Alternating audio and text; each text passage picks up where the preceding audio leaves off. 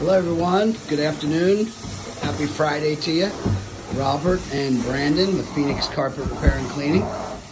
We here cleaning this room. I just did a dye spot here, bleach dye spot right in this area, and we cleaned over it, just testing it, making sure that the dye is set, and it is. The bleach is gone. Magic. Now Brandon's doing some carpet cleaning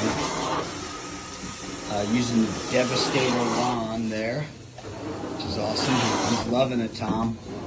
But, suction is just amazing on this Apex machine, and that wand, just amazing, really amazing. Brandon. What's up, Brandon? Yep, good job, man. That thing just cranks.